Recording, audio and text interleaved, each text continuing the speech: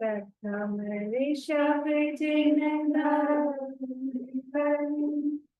सनवती चरम जिनेश विगने हरहि मंगले वरन भवतम दुरित दीनेश वाणी जिन मुख ते गिरी पड़ी गना दीपिका अक्षर पद मन विसरी करई सकल कल्याण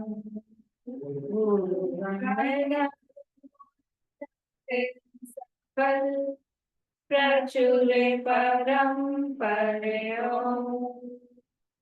प्रताप धर तनु नगन कर वंदो प्रशिशिर प्रताप धर तनु नगन कर वंदो प्रशिशिर त्रिभुवन तिलयं देवं वंदे तातिभुवनेन्द्र परिपूज्यं मोक्षं अनुपेराहो हरिय जना जननीयो त्रिभुवन तिलक शत इंद्र वंदित देव श्री अरिहंत को कर नमन कहूँ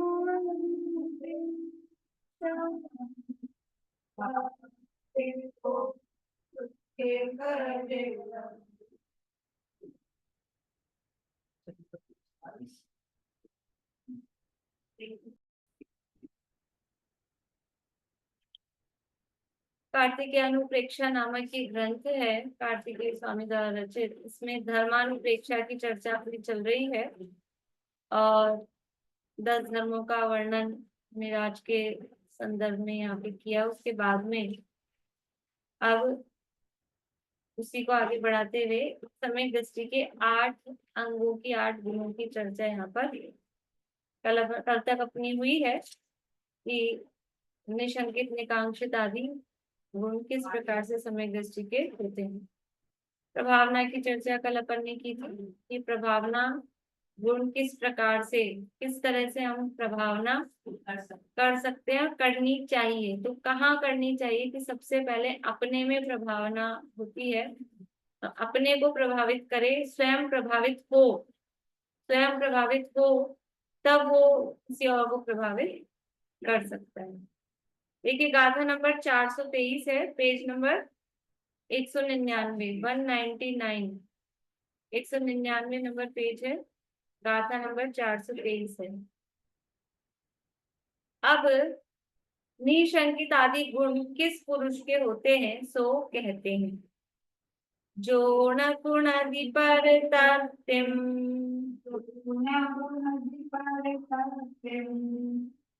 कोणु कोणु भावे विशुद्धमपाणम्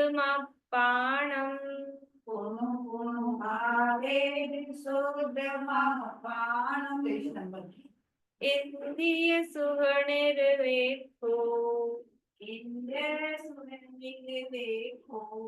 निस्संकाई गुणा तस्य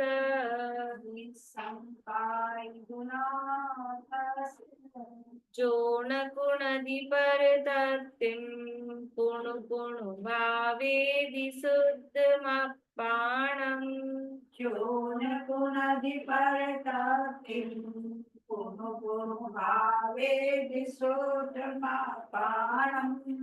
इंद्रिय सुगुणिर्वेक्षो निस्संकाई गुणा तस्य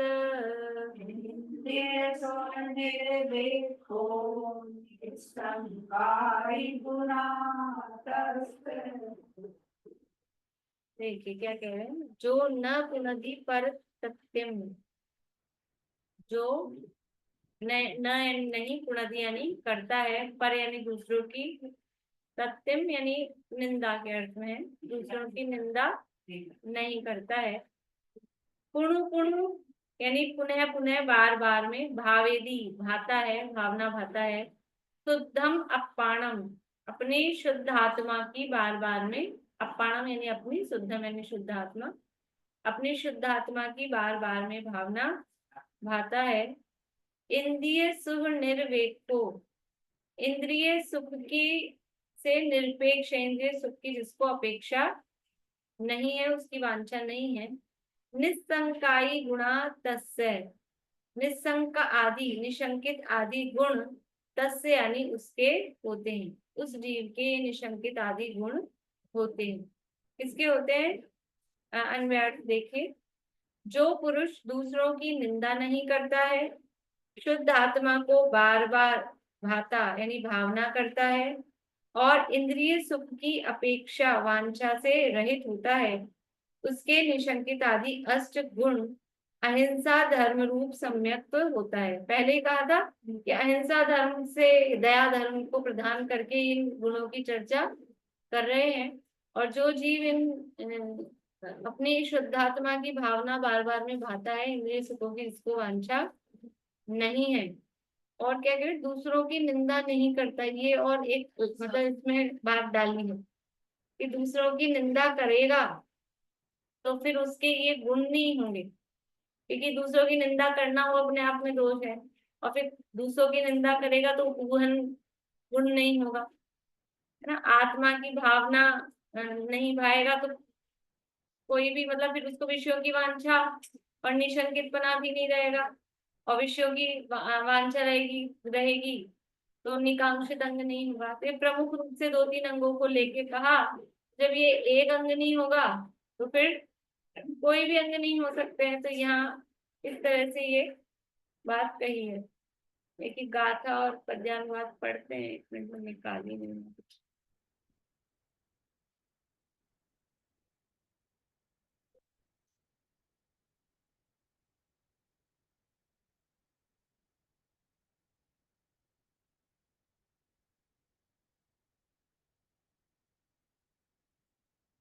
पढ़ते हैं।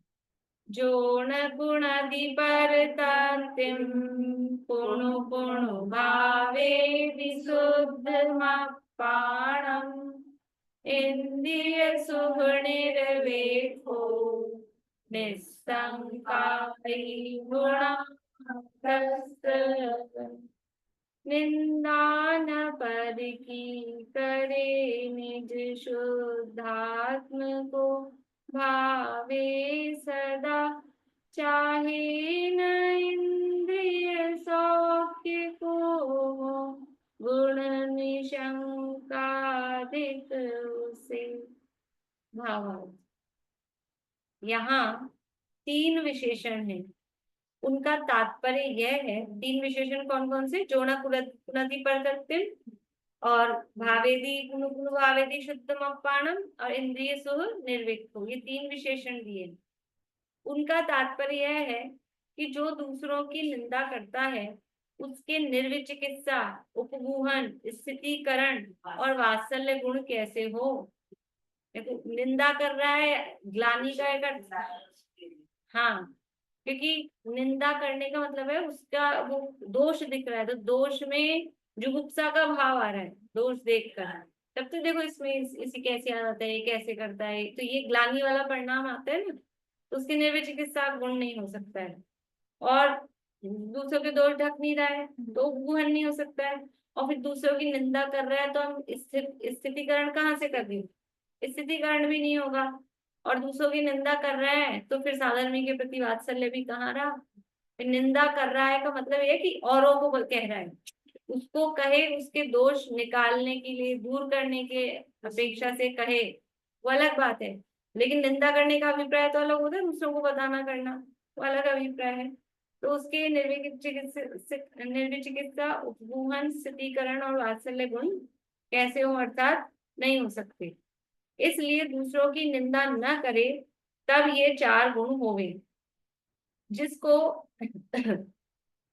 अपनी आत्मा के वस्तु स्वरूप में शंका संदेह हो तथा मूढ़ दृष्टि हो तो अपनी आत्मा को बारंबार शुद्ध कैसे भावे। जिसको अपने आत्मा के स्वरूप में शंका है, इसलिए आत्म स्वरूप को बार बार में भाना ही कहा ना। तो आत्म स्वरूप में शंका है तो फिर निशंकितम कहाँ से होगा। और आत्म स्वरूप भी सही नहीं है तो मूढ़क है, मूढ़ है, मिथ्या दृष्टि है, इसलिए उसके अमूढ़ दृष्टि अंग भी नहीं हो सकता है। इसलिए जो आपको शुद्ध भावे उसी के निशंकित तथा अमूढ़ दृष्टि गुण होते हैं। और प्रभावना गुण भी उसी के होता है, क्योंकि कहा ना पहले अपने को प्रभावित करे, तो जो अपनी आत्मा की भावना बार बार में भा रहा है वो स्वयं प्रभावित हो रहा है, तब तो वो औरों को प्रभावित कर सकता है। तो प्रभावना गुण भी उसी के होगा जो अपनी आत्मा को बारंबार भाता है। कितने गुण आ गए, पहले में 4 आ गए थे और यहाँ 2 दे दिए, 6।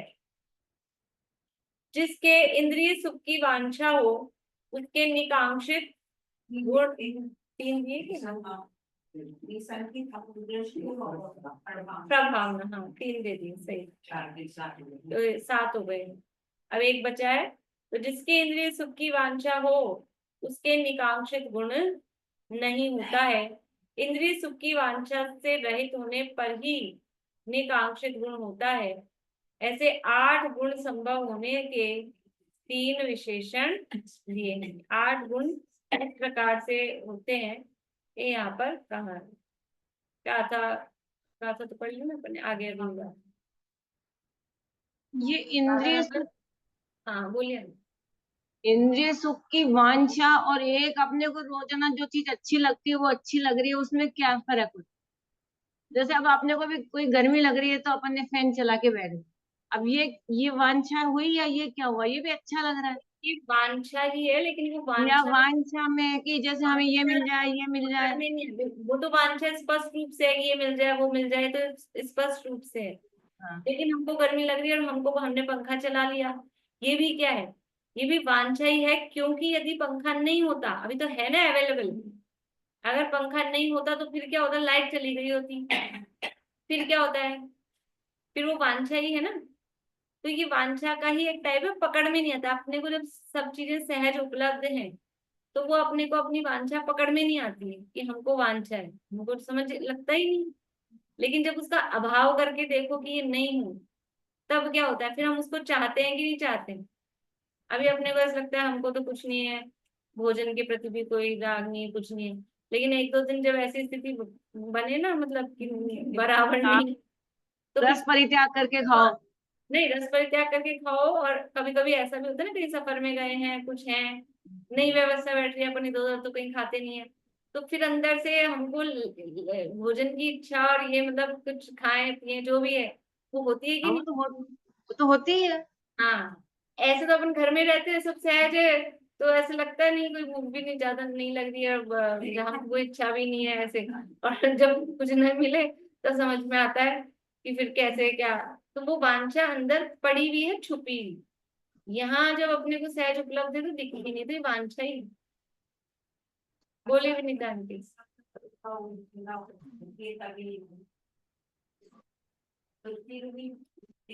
होती है जैसे एकदम कई बार क्या तो वो अनुभाग की होता है ना, उसका तो टेस्ट लगती है, अनुभाग पे डिपेंड करता है। बोले भी नहीं जानती। आवाज बंद है आपकी।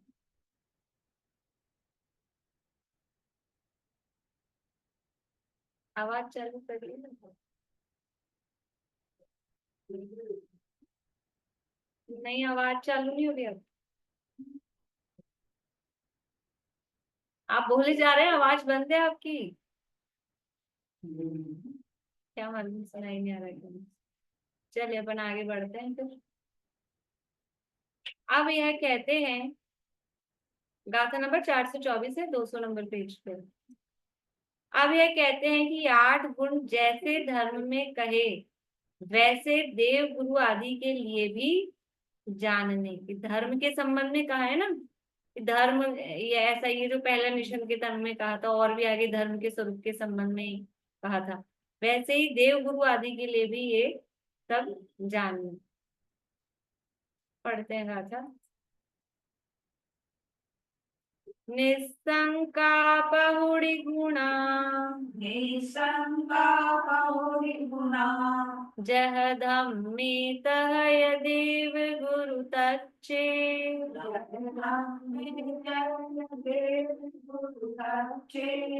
जाने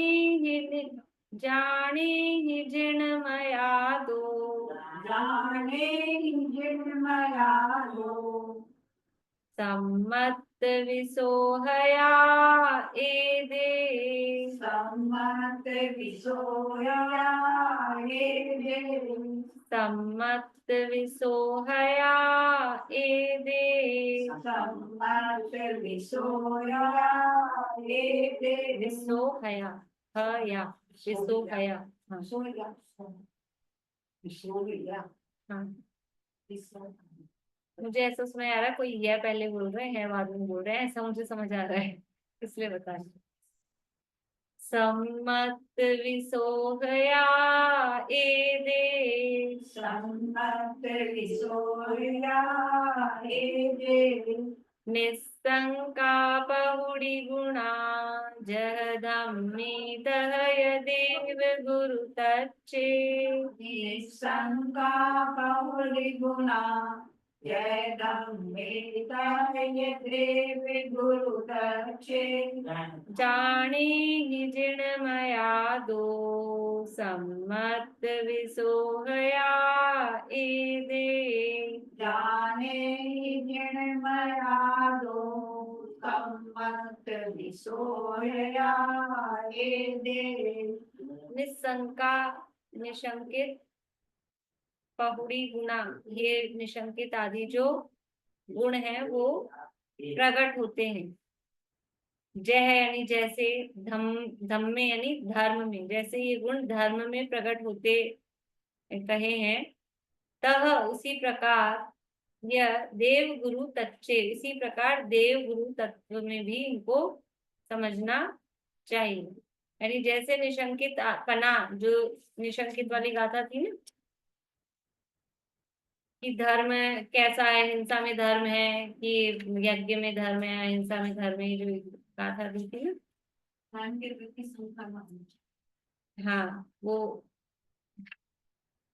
किम जीव दया धम्मो जड़ने हिंसा विहोदी किम धम्मो 413 ये कहा था ना ये शंका कि जीव दया धर्म है कि यज्ञ करना वो धर्म है तो धर्म के स्वरूप के संबंध में शंका हो रही थी तो वो शंका नहीं होना वो निशंकित है तो कह रहे जैसे धर्म के स्वरूप के संबंध में निशंकित पना कहा वैसे ही क्या मतलब रागी द्वेषी देवी देवता वो देव हैं कि वीतरागी भगवान वो देव हैं क्या वस्त्रादि सहित वो गुरु हैं कि निर्ग्रंथ मुनिराज वो गुरु हैं ये भावार्थ में कहा भी था ये भावार्थ में दिया भी था ना तो ये यहाँ कह रहे हैं कि जैसे ये निशंकित आदि गुण धर्म में कहे वैसे ही ये देव गुरु के संबंध में भी समझना और भी आगे यहाँ धर्म का ही कहा था ना आगे इसमें भी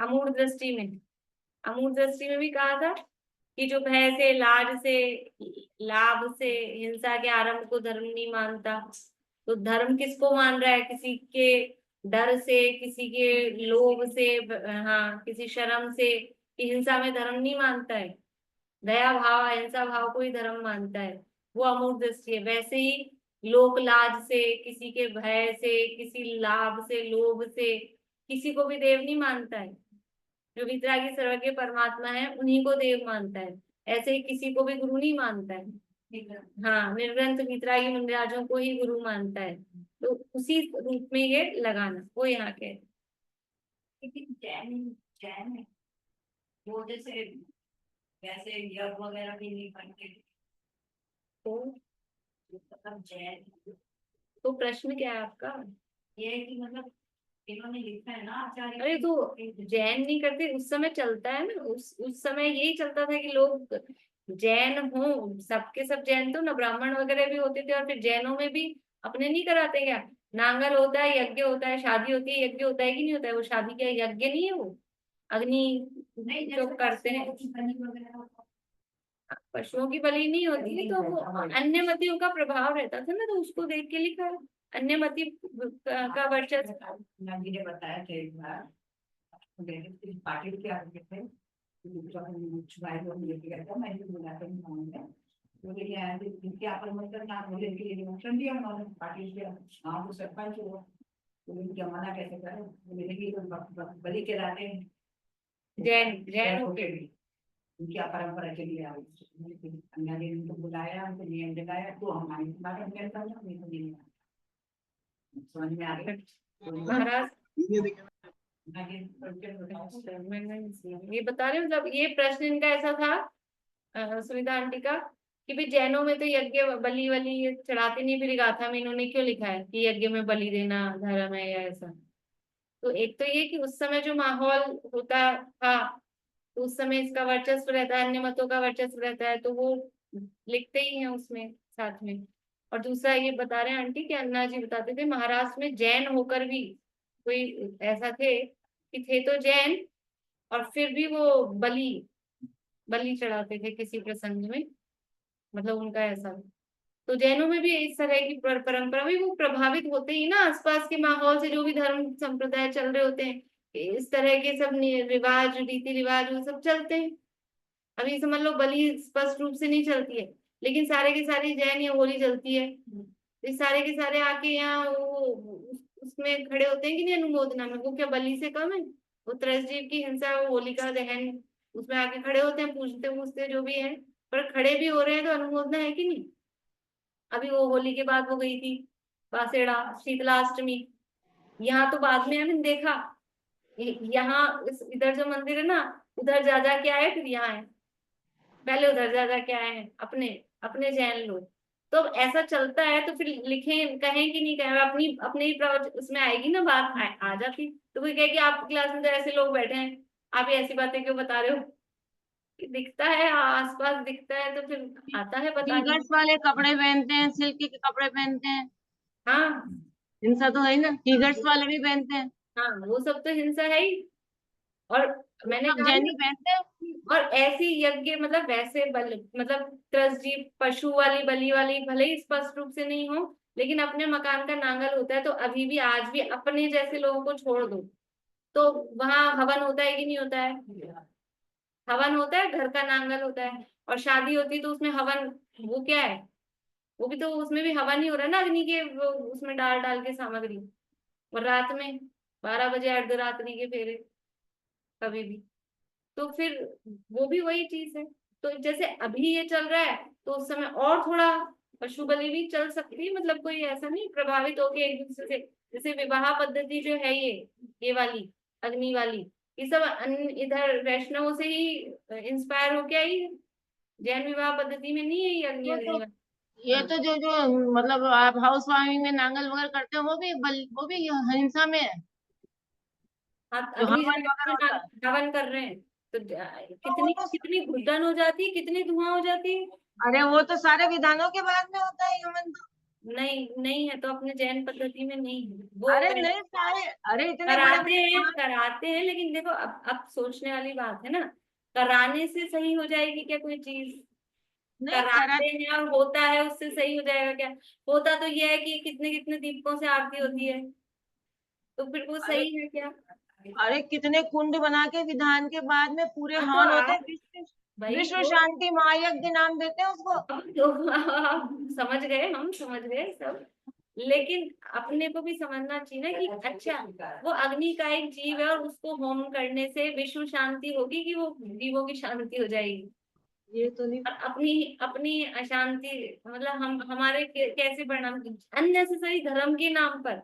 अब लोग कहेंगे, कोई कहेंगे घर पे तो तुम चूल्हा चाकी सब जलाते हो, और यहाँ मना कर रहे हो कि घर में तो हम पाप ही मान रहे हैं ना, उसको आरंभ मान रहे हैं, और वो जीवन यापन के लिए, भोजन बनाने के लिए गृहस्थ है तो वो करना पड़ता है।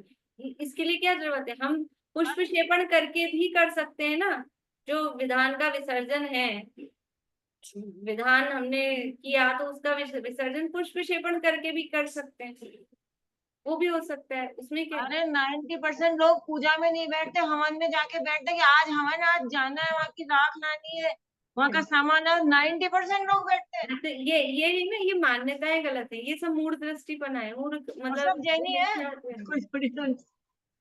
अब बात ये है कि जो समझाने वाले हैं, जो सही मार्ग बताने वाले हैं, वही ये रास्ता चला रहे हैं, तो फिर क्या ही करेंगे, फिर क्या करें।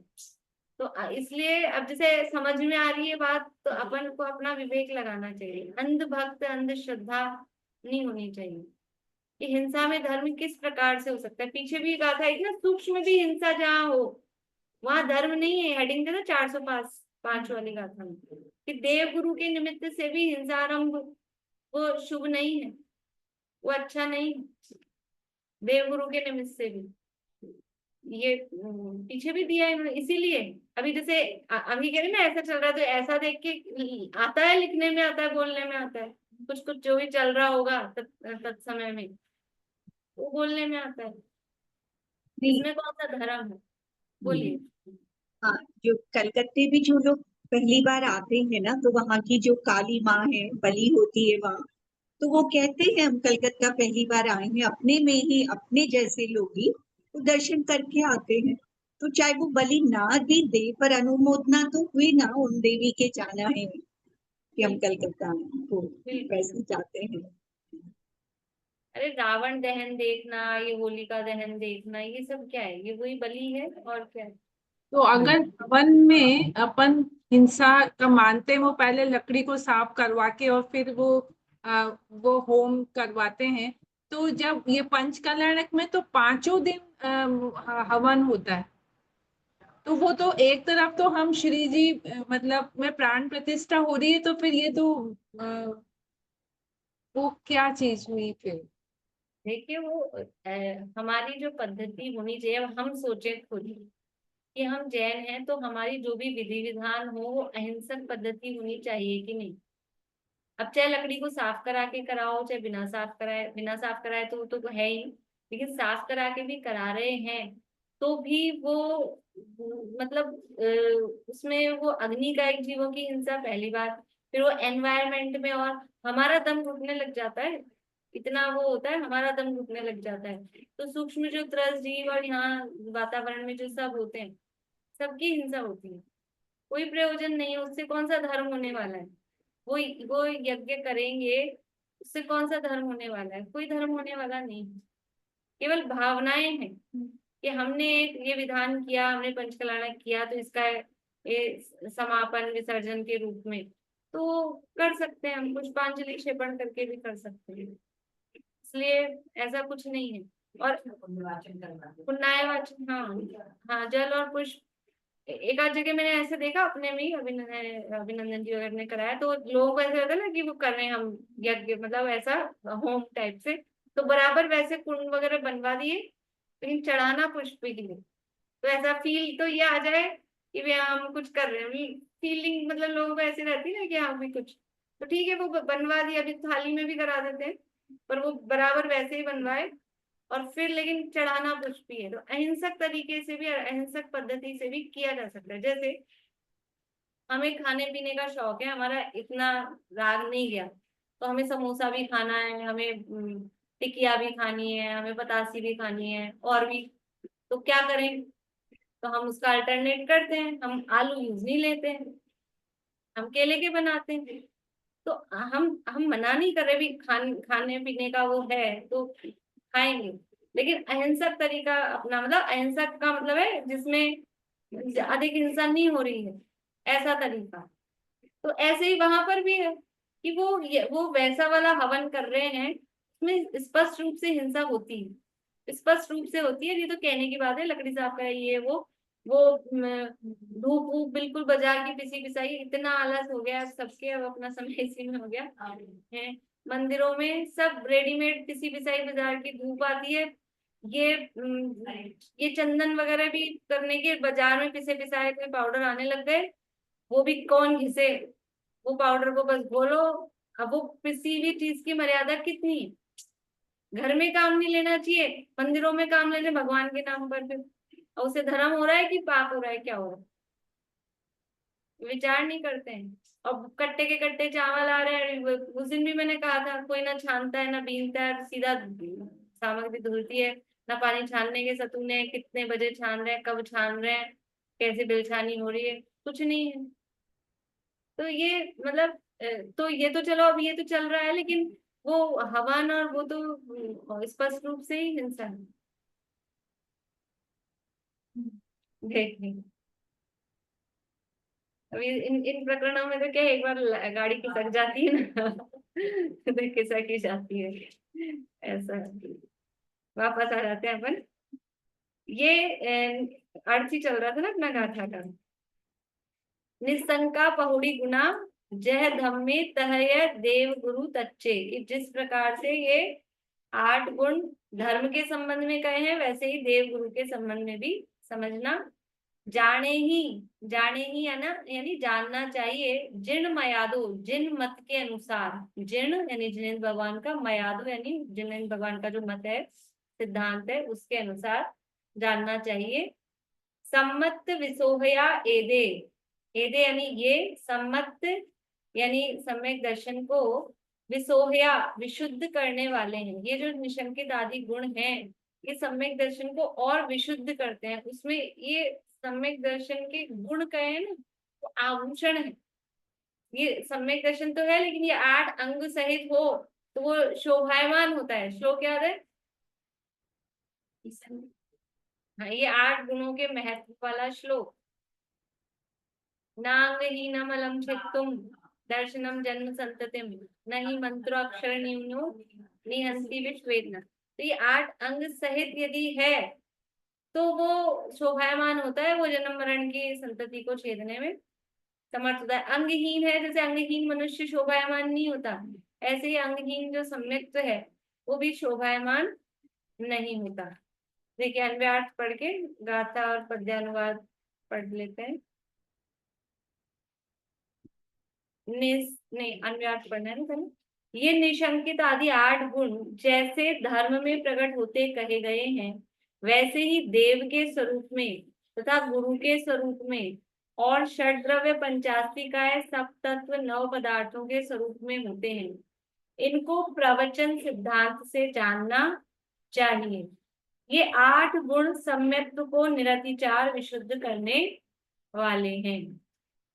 निस्संका पहुड़ी गुणा जह धम्मे तय देव गुरु तच्चे, जानेंगी मयादो सम्मत विसोहया एदे।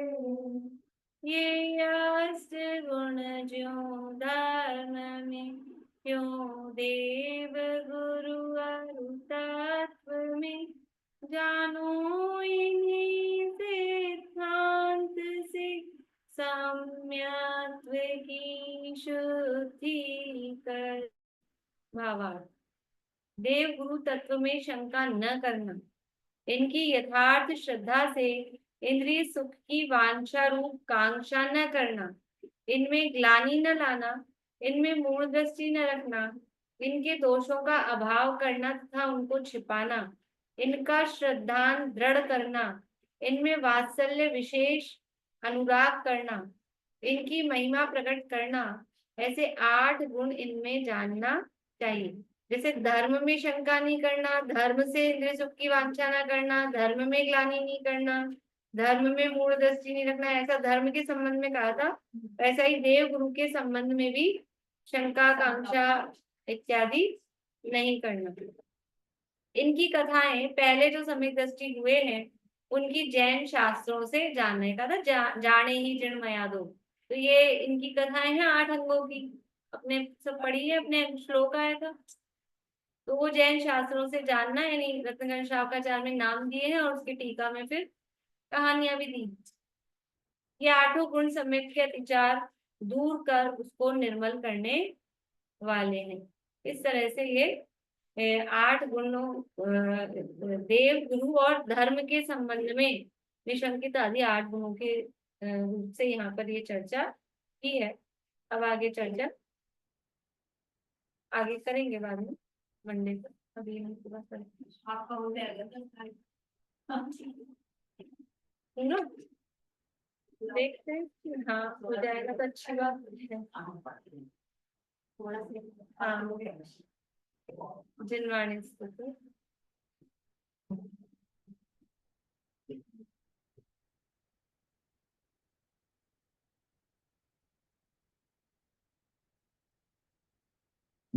मैम हाँ बोलिए।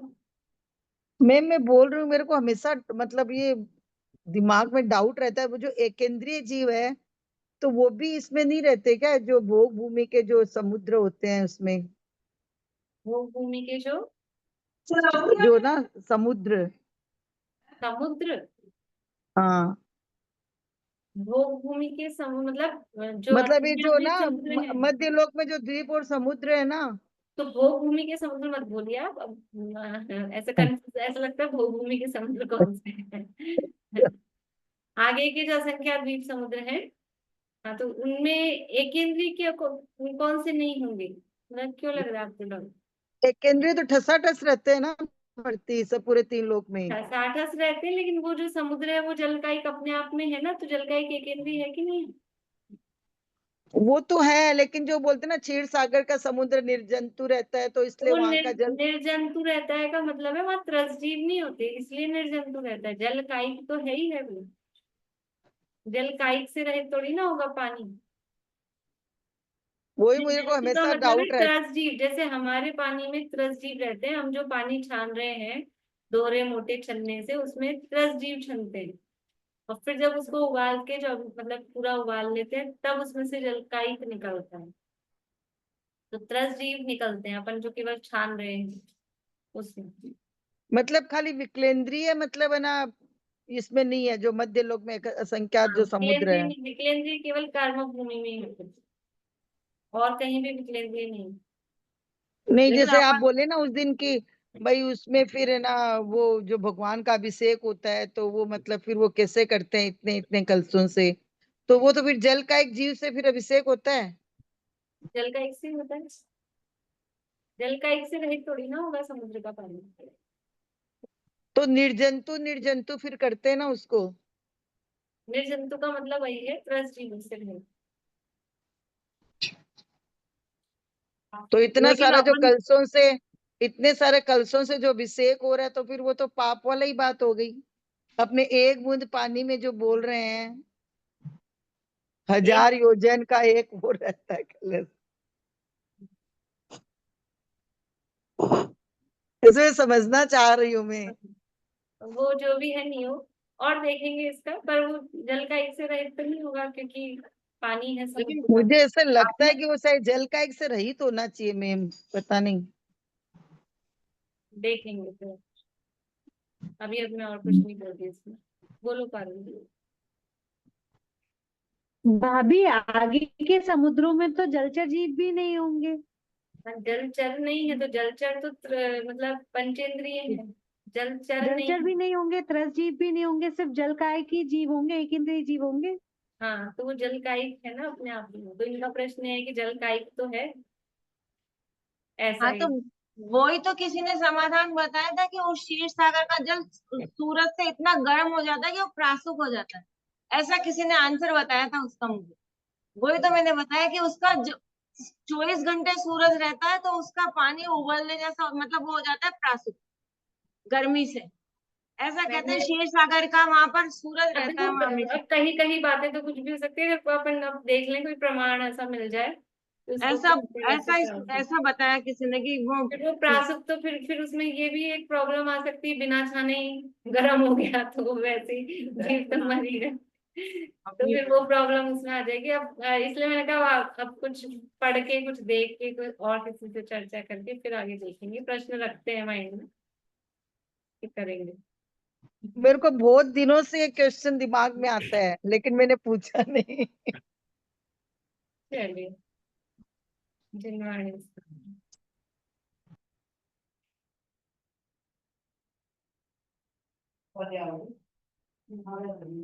देखो देखा मेरे भावना अब वो सफल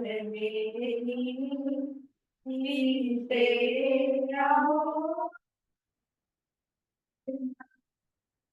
हरे